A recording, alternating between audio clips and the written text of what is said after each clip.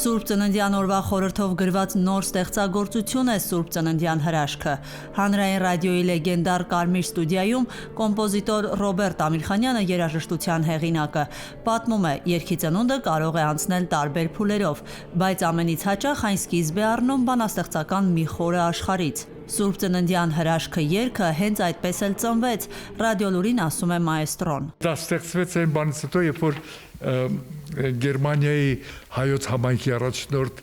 գերաշնորհ Տեր Տիրատուր Սարդարյանը ինձ հանկարծ ուղարկեց այս երգի բանաստեղծությունը եւ ես ստիպված եղա մտնել այդ իր անելիքների մեջ բանաստեղծության։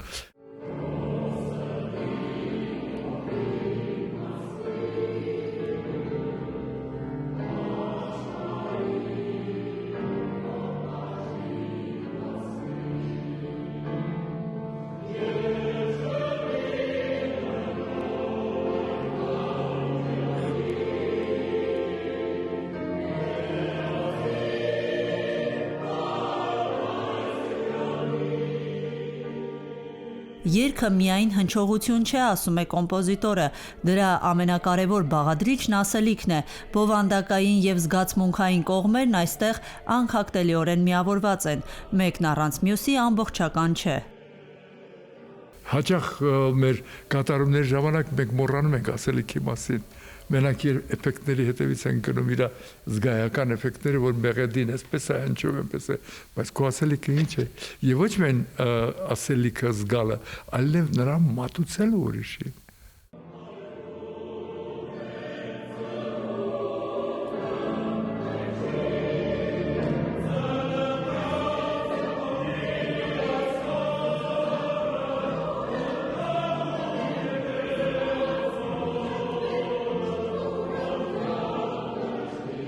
Սուրբ Ծննդյան ստեղծագործությունները հայերենով ու հայ ստեղծագործողների կողմից շատ չեն։ Այս ստեղծագործությունն ունի իր հիմնական կոչը, որի կարիքը մենք բոլորս այսօր զգում ենք, ասում է 86-ամյա կոմպոզիտորը։ Իմ զուգահեռ երազանքն է, որ մեր ժողովրդի ես ավելի միասնական փորձեմ տեսնել, կարողանամ տեսնել, որպեսզի մեր ասելիքները լինեն ոչ թե անհատականացված հրապարակային մենակության մեջ խոսվող նյութեր, այլ մեզ հետաքրքրող, բոլորիս հետաքրքրող մեր ազգային դիմագիծը պահպանող անհանգստության եւ պատմական խնդրի ներկայությունը մենք զգանք։ Այսօր մենք մեծակ կարիք ենք զգում ավելի միասնական լինելու եւ այս երգը հուսով եմ, որ իր ապագա օրերի մեջ առանց չափազանցնելու իր նշանակությունը դերը եւ ապրելի կյանքը ինքը կօգնի մեզ միգուցե տարվա մեջ գոնե բանի Սուրբ Ծննդյան տոնի օրը մեզ լինել միասին։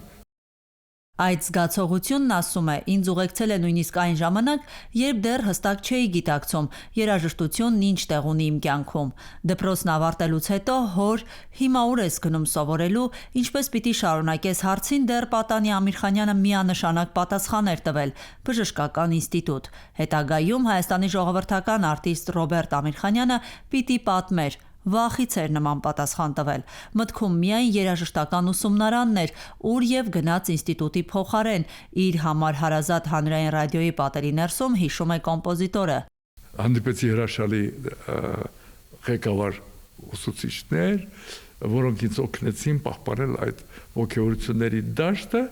որ կոչվում է այն գործը, որով դու պիտի զբաղվես քո կյանքում, որոնք առանց ոգևորությունների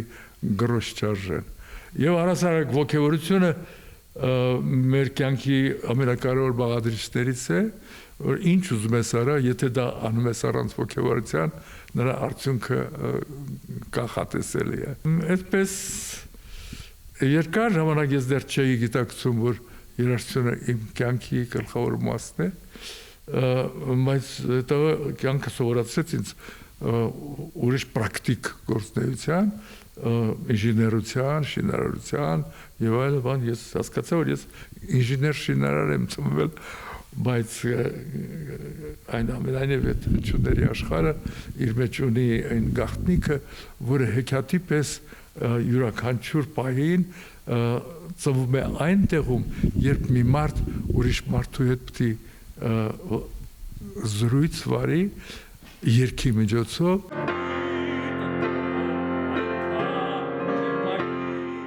Տարիներ հետո պիտի իր ուսուցիչներն էլ չթաքցնեին զարմանքը, երբ արդեն ավարտել է կոնսերվատորիան, փողոցում հանդիպել է դպրոցի դաշնամուրի ուսուցչուհուն Թամարա Մալայանին, ով զարմանքով հարցրել է. Դու կոմպոզիտոր ես դարձել։ Ես չեմ հավատում։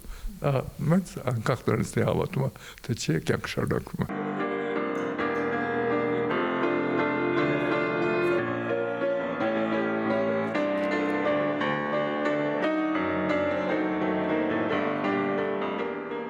«2016 թվականին Հայաստան էին եկել առողջապահության համաշխարհային կազմակերպության ներկայացուցիչներ աշխարհի տարբեր երկրներից։ Կոմպոզիտորը նրանց հրավիրեց գյուղ իր մոտ, առաջարկեց, որ նախ նստեն դաշնամուրի մոտ, հետո նոր անցնեն սեղանի շուրջ զրույցի։ Նրանց համար երգեց եւ այդ հանդիպումից հետո նրանք այնքան հիացմունքով էին խոսում Հայաստանի մարդկանց մասին, որ մաեստրոն նրանց դիմել է մի խնդրանքով. երբ վերադառնան իրենց երկրներ, իրեն ուղարկեն իրենց լեզվով գրված լավագույն բանաստեղծությունները։ Սա պիտի դառնար երաժշտական մի յուրահատուկ փունջ, որը տարբերվում է կոմպոզիտորի բազմաթիվ ստեղծագործություններից։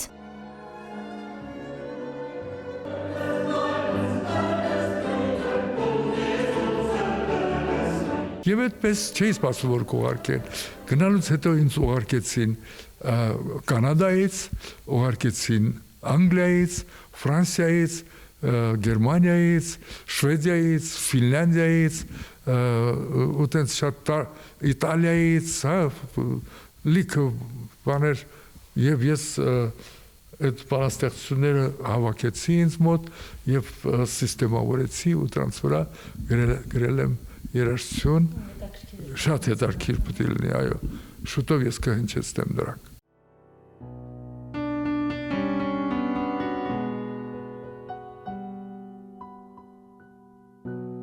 Վերջին տարիներին իր ստեղծագործական աշխատանքում մաեստրոն ավելի շատ կենտրոնանում է իր ձևակերպմամբ կոնկրետ հասցե ունեցող երաժշտության վրա։ Երաժշտության, որը գրվում է ոչ թե պարզապես լսելու, այլ որոշակի պահի ու որոշակի նշանակության համար։ Այս պահին աշխատում է մի նախագծի վրա, որը կապված է Երևանի Մարգարյան ծննդատան հետ։ Այդ Մարգարյան հիվանդանոցի ղեկավարի հետ դիրեկտորի հետ խոսելով, եկել ենք եզրակացության, որ մեզ հարկավոր է մի հատ երաժշտական սիմվոլ, որ այն պահին, երբ որ փոքրը ներսում կծնվի, այդ բանի հիվանդանոցի պատուհաններից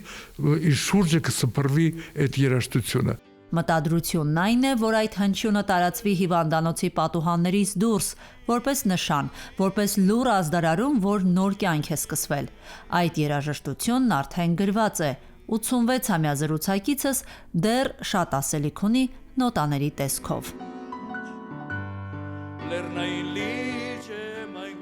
Աիդա Ավետիսյան, Սամվել Գալստյան, Ռադիոլուր։